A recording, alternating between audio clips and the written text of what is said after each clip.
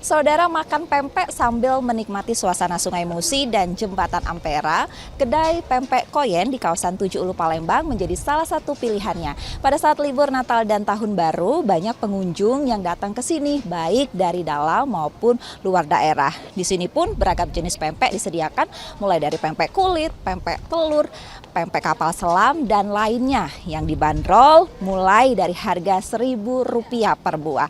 Dan saat ini saya akan berbincang sedikit bersama pengunjung yang ada di kedai pempek Koyen Tujuh Ulu Palembang. Halo Mbak. Dengan Mbak siapa?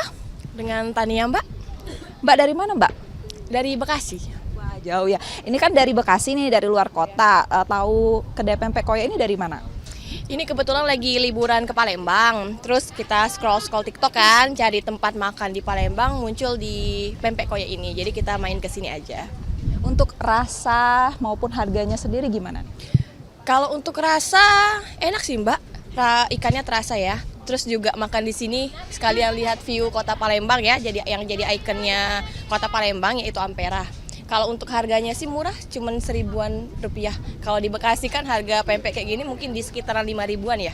5.000 sampai 10.000 juga bisa yang kecil-kecil. Ini tadi pesan pempek apa aja dan yang jadi favorit ini pempek apa Mbak?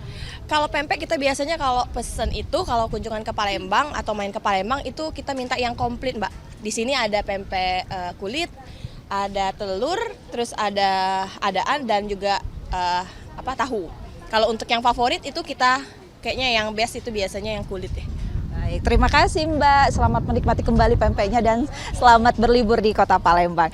Nah saudara, kedai pempek Koyen ini menjadi salah satu produsen pempek yang ada di Palembang. Pada saat libur Natal dan Tahun Baru, pengelola menyiapkan hingga 200 kg ikan kakep untuk membuat pempek dan untuk memenuhi permintaan konsumen yang meningkat, baik untuk dikirim ke luar kota maupun sebagai oleh-oleh. Reski Oktora, Muklas Diferensial Kompas TV, Palembang.